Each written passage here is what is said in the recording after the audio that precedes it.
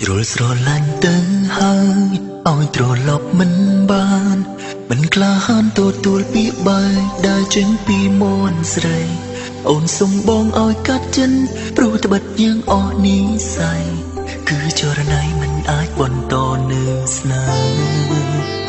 អូនបែកគ្មានហេតុផលមិនប្រកផ្ដល់អរកម្មទុំពេលខ្លះឲ្យបងធ្វើចិត្តពេលដែលគ្មានអូនក្បែរត្រៀមបេះដូងឈឺមិនតន់អារម្មណ៍នៅគិតមេវានៅតែស្រ័យហៅអូនគ្រប់វេលា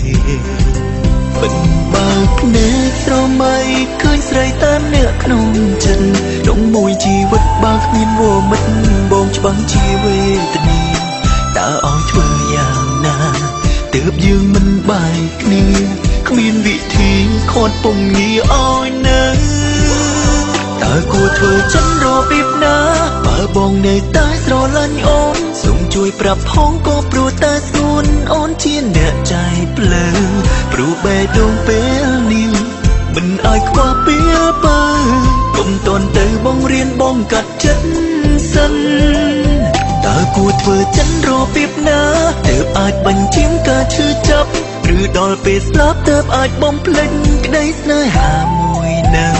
អូនជាមនុស្សបងស្នេហ៍គួរតែអូនសើបដឹងព្រមម្នាក់នឹងមិនអាចរកមានពេលខ្លះឲ្យបងធ្វើចិត្តពេលដែលគ្មានអូនក្បែរត្រៀមបេះដូងឈឺមិនតន់អារម្មណ៍នៅគិតមានវានៅតែស្រ័យហៅអូនគ្រប់វេលាបិទបើកភ្នែកស្រមៃឃើញស្រីតាមអ្នកក្នុងចិត្តក្នុងមួយជីវិតបើគ្មានវមិត្តបងច្បាំងជាវេទនាតើឲ្យធ្វើយ៉ាងណា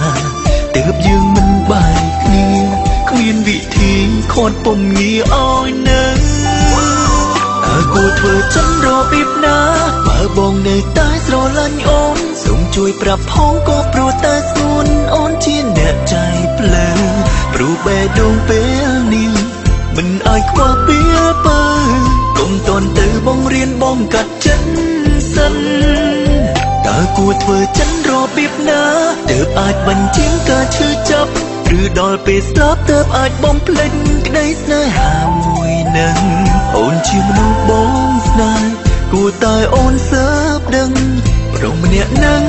មិនអាចរកមានអូតើគួរធ្វើចិនរបៀបណាទើបអាចបញ្ជាការឈឺចាប់ឬដល់ពេលស្លាប់ទើបអាចបំភ្លេចក្តីស្នេហាមួយនឹងអូនជាមនុស្សបងស្នេហ៍គួរតែអូនសើបដឹងព្រមម្នាក់នឹងមិនអាចរកមានអូនជាមនុស្សបងស្នេហ៍គួរតែអូនសើបដឹងព្រមម្នាក់នឹងមិនអាចរកគ្មាន